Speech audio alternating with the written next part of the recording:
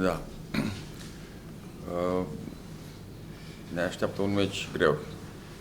Chiar dacă unii ar fi tentat să spună că poziția în clasament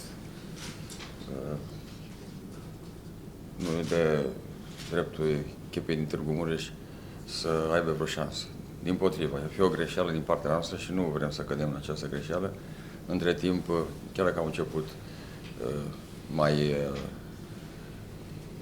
șovelnic, mai ezitant, iar cu rezultate mai puțin bune, între timp și-au completat lotul, s-au întărit, și-au rezolvat problemele de joc, pentru că numai ținând cont de rezultatele cu Dinamo și cu Steaua, ne îndreptățesc să spunem că vom avea un meci foarte greu și ne-am pregătit în consecință. Avem două absențe, vorba de Norocea cartonașe, cumul de cartonașe și Matson în continuare accidentat. Credeți că Târgu Mureș acordă în mod special meciul Universității Craiova, așa cum acordă pentru Steaua și Dinamo? Eu zic că da, pentru că suntem acolo sus, suntem pe locul 2 și e normal și ca urmare a evoluțiilor, zic eu, bune, nu? Și a jocului nostru. Și atunci e clar că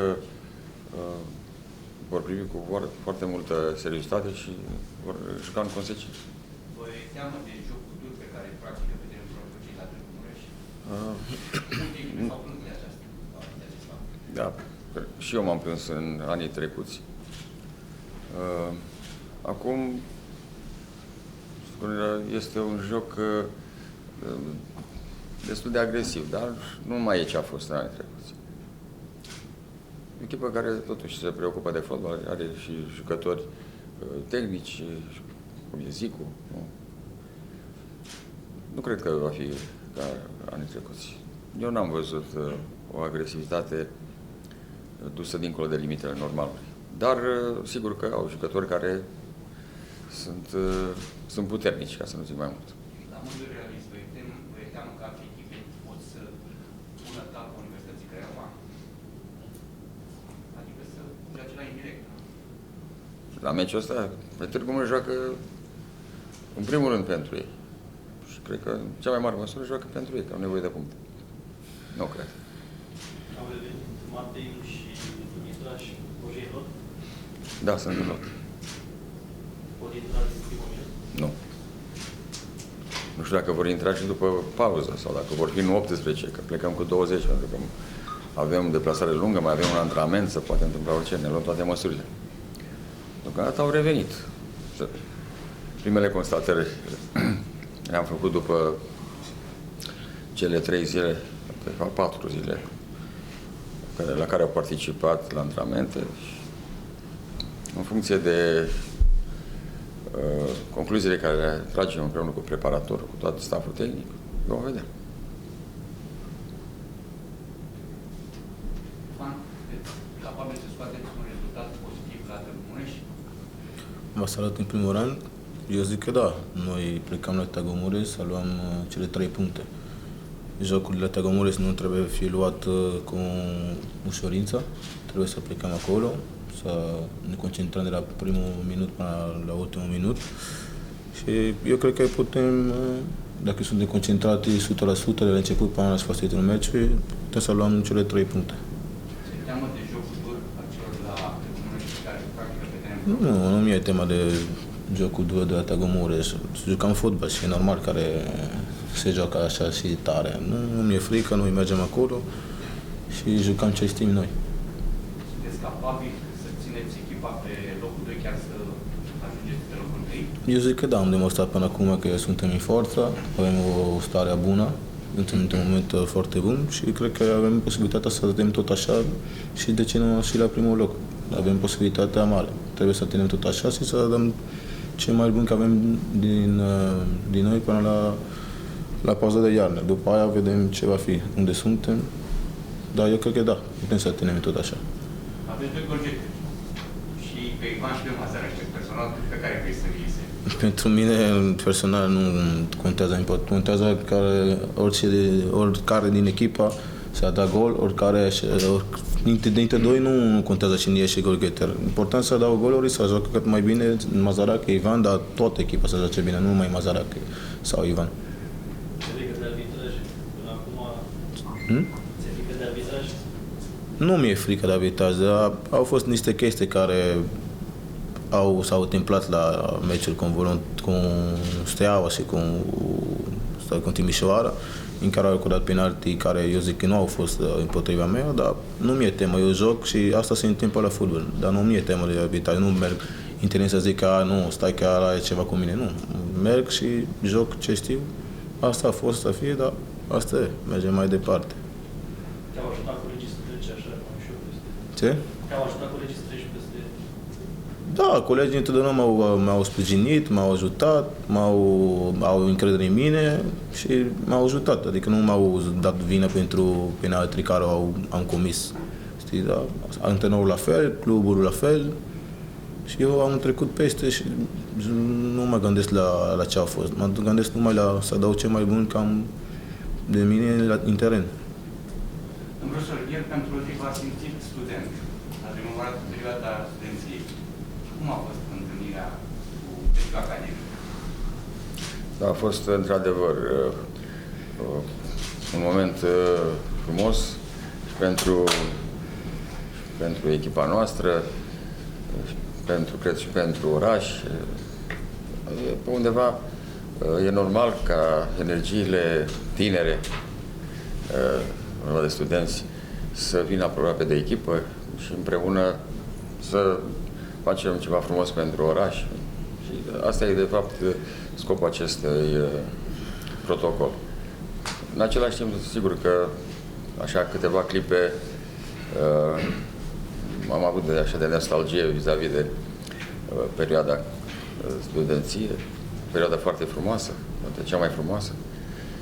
Vă bucură emulația care este în oraș, în imaginea echipei? Bineînțeles că mă bucură. Asta înseamnă mai mulți oameni care să susțină, mai mulți spectatori și un sprijin mai important. S-au văzut în meciurile grele, cum a fost Dinamo, aportul suporterilor a fost foarte important. Știți că meciul cu asta se joacă tot la Severin. Da. Este duretate. Da, nu comentez. Până atunci cel mai greu meci e cel de sâmbătă cu Târgu Mureș și ne concentrăm total pentru acest joc. Avem timp după aceea să discutăm și de meciul cu asta. Știți că colegii de cameră, Ivan și Mazarache, sunt golgeterii echipei. Da, eu n-am vrut să intervin. Eu, la întrebarea care ai pus-o mai devreme, eu aș spune că m-aș bucura să fie amândoi golgeteri, adică să dea cât mai multe goluri. Cu cât mai mulți golgeteri, cu atât mai bine. Deocamdată ei au dat numai o parte din câte puteau să dea, așa că sunt încă datori. Ați văzut că de ieri Andrei Ivan are și o pizza lui. Pizza Andrei Ivan, Masterchef-ul Craiovei, Ciprian Gratia a făcut o pizza și cu care vrea să sărbătorească titlul. Sunteți pregătiți să mâncați în pizza Andrei Ivan? Eu aș vrea să fiu chiar flămând, numai să ieșim campion. Să postez vreo 2-3 zile. Nu contează ce mâncăm, contează ce jucăm. Dar e un gest frumos, e o bucurie. Deci am creat bucurie printre oameni și reflex au apărut și aceste lucruri care sunt frumoase. Ne bucură. Profesor, diseară câte puncte luăm în Europa League? Sigur că pentru coeficientul de țară ne trebuie cât mai multe. Realist vorbind, nu le putem lua pe toate. Da. Astra a dovedit că poate să ia câștigat în deplasare. E clar că ne gândim că poate câștiga și acasă. Pentru Steaua va fi puțin mai greu, pentru că tot prin același raționament, dacă n-a reușit să câștige acasă, mai greu va fi în deplasare. Dar se poate orice. Așa că și Steaua poate să câștige în deplasare și Astra poate să piardă acasă. Cât mai multe, cu atât mai mult, cu atât mai bine pentru coeficientul de țară. Și în perspectiva anului viitor ne-ar ajuta și pe noi. Dacă vom fi... Pauza după meciul cu ASEA avantajează echipa noastră sau... În momentul de față nu prea. Dacă ați spus data trecută că aveam câțiva jucători accidentați și au avut nevoie, acum am avut un ritm bun de joc și era bine să fie jucat. Da. Acum vedem paharul jumate plin, să-i aducem la același nivel pe cei care nu au fost, adică nu au fost cu echipa, mă refer la cei doi suspendați. Se poate recupera și Maxon în cele 2 săptămâni? Nu, dar din punct de vedere ne ajută aceste 2 săptămâni care nu se joacă, nu pierdem un meci fără el. Din câte am înțeles, eu cam încă o săptămână după întrerupere. Ați în calcul să jucați un meci amical într-unul din orașele din Oltenia? În perioada asta? Da, în perioada Nu, asta. nu facem asta.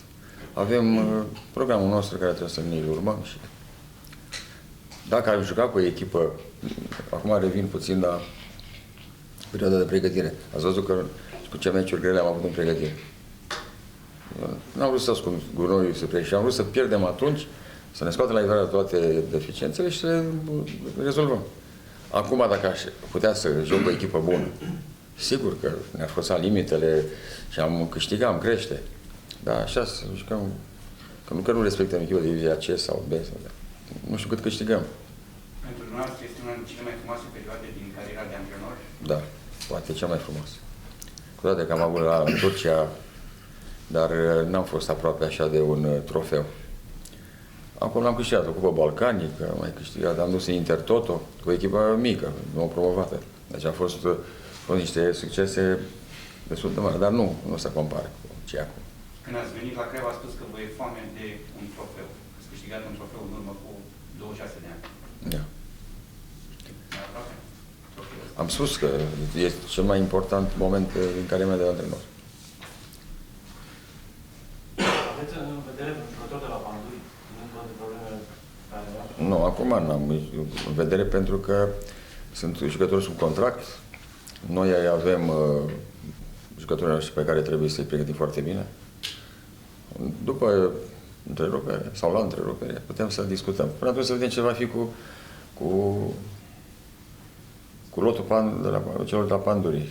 Nu să știți. Sunt care își doresc să vină la Craiova să creeze cu dumneavoastră. Da, nu comentăm, își doresc, nu e nimic clar. Când vor fi clar, atunci putem să comentăm pe lucruri foarte clare. Sunt sub contract, nu discutăm. Dar cu Cristian Bud, vă doriți să lucrați? Același răspuns, același lucru, e sub contract. Am vrut în vară, deci vă răspund, am vrut în vară, nu s-a putut. Nu știu ce va fi acum. Dacă nu mai sunt întrebări, vă mulțumim mult pentru Da, mulțumim.